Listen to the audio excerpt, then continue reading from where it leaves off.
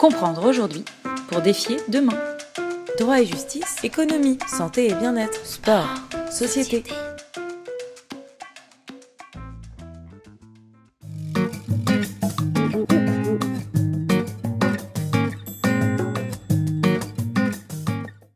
Alors, l'idée de la tribune du I-Classico, c'était de dire que les grands clubs aujourd'hui s'affrontent sur le terrain, comme tous les mercredis ou quasiment en Champions League ou tous les week-ends dans leurs championnats nationaux, mais aussi sur la toile, sur le net. C'est-à-dire qu'en fait, ils vont chercher à développer leurs fans, évidemment au départ physiquement dans les tribunes, mais au-delà des tribunes, dans les magasins, et surtout aujourd'hui dans le digital. Et un des enjeux majeurs qui existent pour les clubs, c'est du coup la monétisation de leur communauté. Donc ils doivent chercher à développer leur communauté et après à les monétiser. Et pour les monétiser, comme dans tout secteur d'activité, finalement, on se pose la question du parcours client, le fameux UX.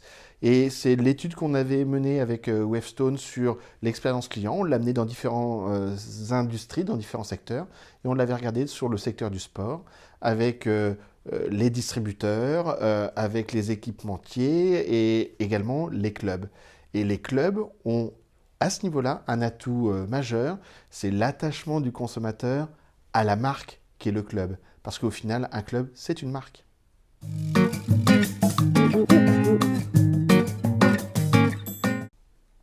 Alors, entre le moment où cette tribune a été écrite et aujourd'hui, qu'est-ce qui s'est passé? Il s'est passé un mercato de folie au niveau de la France et de Paris en particulier, et l'arrivée d'une superstar, finalement d'une rockstar à Paris qui est Neymar. Alors, derrière ce joueur-là et son arrivée, il y a des éléments que la France et les Français méconnaissaient ou n'avaient pas imaginé ou n'avaient pas encore perçus. Qu'est-ce qui s'est passé? Eh bien, il s'est passé qu'un seul joueur, Neymar, était capable, sur les réseaux sociaux, d'être plus puissant que son propre club. Si vous regardez l'ensemble du championnat de France, ce n'était pas le cas jusqu'ici. Neymar, quand il est arrivé, il était à plus de 60 millions de fans sur Facebook. Le PSG venait de passer tout juste la barre des 30 millions. Et ça veut dire quoi? Ça veut dire que grâce à Neymar, le PSG va certainement aller chercher la barre des 40 puis des 50 millions.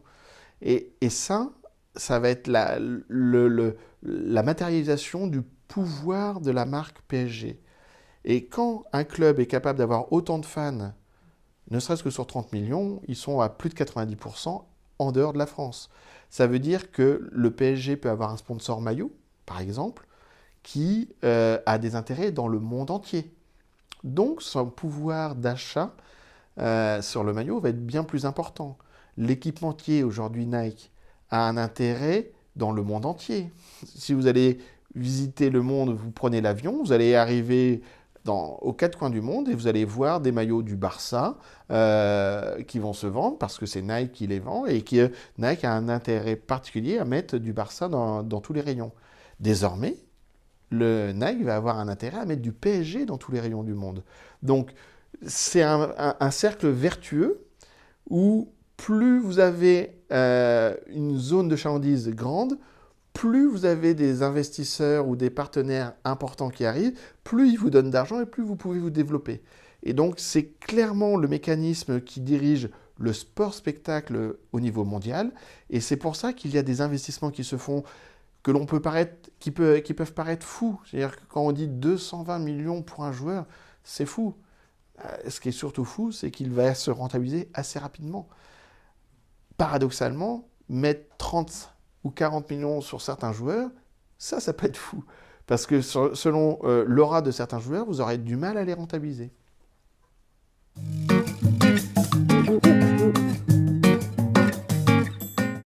Si on veut se projeter, moi je fais le pari que le sport ne pourra pas être tout digital. Moi je fais le pari que le sport restera figital, c'est-à-dire si on veut développer les communautés et les monétiser, il faut aussi avoir localement une effervescence autour de soi.